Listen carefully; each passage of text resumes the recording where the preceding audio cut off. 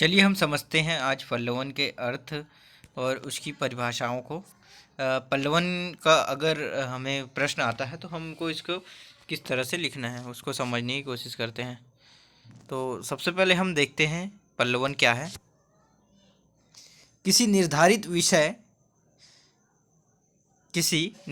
विषय जैसे सूत्र, वाक्य, उक्ति या विवेच्य बिंदु को उदाहरण, तर्क आदि से पुष्टित करते हुए प्रवाहमयी सहज अभिव्यक्त शैली में मौलिक सारगर्भित विस्तार पल्लवन कहलाता है। देखिए, पल्लवन का अर्थ हम अगर अपने हिसाब से लिखें तो अलग अलग तरीके से लिख सकते हैं। देखिए, सारगर्भित मतलब जो बहुत सारे विचारों से जो मिला होगा वो क्या है, पल्लवन, जिसका हम पल्लवन कर सकते हैं। सारगर्भित अगर कोई चीज़ है उसका हम पल्लवन कर सकते हैं। विवेच्य बिंदु, यदि कोई एक ऐसा शब्द है जिसकी हम बहुत सारी विवेचना कर सकते हैं, वही क्या है, पल्लवन है। एक छोटा सा शब्द को हम जब बड़ा करते हैं तो वही पल्लवन है।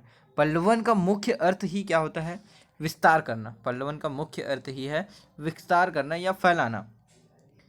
तो जैसे कि हम और भी देख सकते हैं, प्रवाहमय सहज अभिव्यक्ति मतलब आसानी से अभिव्यक्त करना, और सारगर्भित अच्छे तरीके से उसको क्या है, अभिव्यक्त करना ही क्या कहलाता है, पल्लवन कहलाते हैं। तो देखिए, सूत्र रूप में लिखी गई बात के गर्भ में भाव और विचार का एक पूंजी छिपा होता है। विचार का क्या होता है, एक पूंजी छिपा होता है। विद्वान जन एक पंक्ति पर घंटों बोल लेते हैं। अक्सर आपने देखा होगा जो विद्वान जन होते हैं वो किसी भी एक चीज़ पर घंटों तक बोल देते हैं। और कई बार क्या होता है, वो एक पुस्तक भी रच डालते हैं। कई विद्वानों की पुस्तकें आती है, कई सारा चीज़ जिस पर वो किताबें लिखे रहते हैं। कई सारे विश्लेषज्ञ होते हैं जो अलग अलग तरह की चीज़ों को हमेशा लिखते रहते हैं उसके बारे में। तो वही क्या कहलाता है, पल्लवन कहलाता है। यही पल्लवन की क्या है, यही कला पल्लवन कहलाती है। किसी एक चीज़ के बारे में बहुत सारा चीज़ को लिखना ही क्या कहलाता है, पल्लवन कहलाता है। विस्तार करना ही पल्लवन है। ठीक है, पल्लवन के कुछ सामान्य नियम को अब हम देखते हैं। हम क्या देख रहे हैं, पल्लवन के कुछ सामान्य नियम को देख रहे हैं। तो चलिए पल्लवन के सामान्य नियम की बात करते हैं। तो पल्लवन के नियम को जब हम देखते हैं, पल्लवन की नियम को अगर हम देखें तो इसमें देखते हैं, चलिए पल्लवन के कुछ मूल अवतरण के वाक्य वो हो सकते हैं, क्या हो सकते हैं, सूक्ति हो सकता है, या फिर लोकोक्ति हो सकता है, या फिर क्या हो सकता है, कहावत हो सकता है। तो इसको क्या करना है, हमको सबसे पहले ध्यानपूर्वक पढ़िए ताकि मूल के संपूर्ण भाव अच्छी तरह समझ सके। हमें अगर कहीं भी लोकोक्ति, सूक्ति या कहावत दिया रहता है तो उसको ध्यानपूर्वक पढ़ना चाहिए ताकि हम उसको अच्छी तरह से पहले समझ सकें। तो ये सबसे पहला लिखना है हमको। उसके बाद अगर मैं दूसरे पॉइंट में आपको ले चलूँ तो दूसरे पॉइंट में क्या है, मूल विचार अथवा भाव के नीचे दबे या अन्य सहायक विचारों को समझने की चेष्टा करनी चाहिए। अब मूल विचार अगर हमको समझ आ जाता है तो उसके जो भाव है, उसका क्या अर्थ निकल रहा है, उसको हमें समझने का प्रयास करना चाहिए। और उसी तरह से तीसरा अगर बिंदु पे आ जाए हम लोग, तो तीसरा बिंदु भी आप देख सकते हैं यहाँ पे कि मूल और गौण विचारों को समझने के बाद क्या करना चाहिए, एक एक बार सही विचारों को एक एक अनुच्छेद में लिखना चाहिए। उसके बाद क्या करना चाहिए, धीरे धीरे करके एक एक अलग अलग करके लिखना चाहिए। चलिए हम चौथा पॉइंट पे चलते हैं इसी तरह से। चौथा पॉइंट ये है, चौथा पॉइंट देखिए, ये है हमारा चौथा पॉइंट। अर्थ अथवा विचार का विस्तार करते समय उसकी पुष्टि में जहाँ तहाँ ऊपर से कुछ उदाहरण और तथ्य दिए जाते हैं,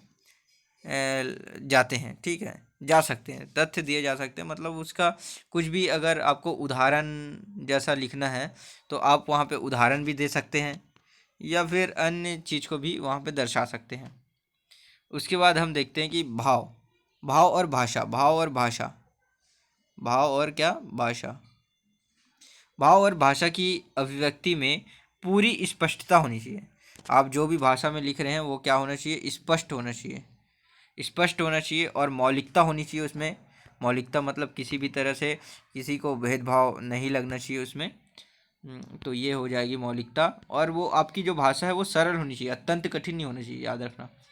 वो अगर कठिन होगा तो क्या होगा, ज़्यादातर लोगों को समझ नहीं आएगा। इसलिए हमेशा पल्लवन की भाषा ऐसी होनी चाहिए जो सबको समझ आ सके। वाक्य क्या होना चाहिए, छोटे छोटे होना चाहिए, बड़े वाक्य एकदम से नहीं होना चाहिए। भाषा अत्यंत सरल होना चाहिए, सरल भाषा में लिखा होना चाहिए। और क्या होना चाहिए, अलंकृत भाषा लिखने की चेष्टा ना करे, वही क्या है, श्रेष्ठ है। अलंकृत भाषा हमें लिखने की चेष्टा इसमें नहीं करना चाहिए, क्योंकि हमें ऐसी भाषा का प्रयोग करना चाहिए जो सबको समझ आ सके आसानी से। उसके बाद अगर हम देखें, उसके बाद देखते हैं हम लोग छठवां पॉइंट। तो छठवां पॉइंट जब अगर हम देखते हैं तो छठवां पॉइंट पल्लवन में, पल्लवन के लेखन में अप्रासंगिक बातों का अनावश्यक वितरण या उल्लेख बिल्कुल नहीं होना चाहिए। अनावश्यक बातों का क्या नहीं होना चाहिए, उल्लेख बिल्कुल नहीं होना चाहिए। कुछ भी अनावश्यक चीज़ें हमको इस पर नहीं लिखना है, बिल्कुल भी नहीं लिखना है। उसके बाद अगर हम सातवां पॉइंट देखें तो सातवां पॉइंट क्या बनता है हमारा, पल्लवन में लेखन को मूल, पल्लवन में क्या, लेखन को मूल तथा गौण भाव का विचार की टीका टिप्पणी और आलोचना नहीं करनी चाहिए। मतलब जो मुख्य भाव है उसकी क्या नहीं करनी चाहिए, इसमें आलोचना नहीं करनी चाहिए। इससे मूल लेखक के मनोभावों का ही विस्तार विश्लेषण होना चाहिए, विस्तार विश्लेषण होना चाहिए। चलिए ठीक है, देखते हैं हम आठवां पॉइंट। हम इसको हम लोग समझ लिए। आठवां पॉइंट, पल्लवन की रचना हर हालत में अन्य पुरुष में होना चाहिए। अन्य पुरुष मतलब बहुवचन में होना चाहिए, अन्य पुरुष में होना चाहिए। ठीक है, उसके बाद नौवां पॉइंट हम लोग देखते हैं। नौवां पॉइंट क्या बोलता है, नौवां पॉइंट ये बोलता है हमको, पल्लवन व्यवसाय शैली की होनी चाहिए, समाज शैली नहीं।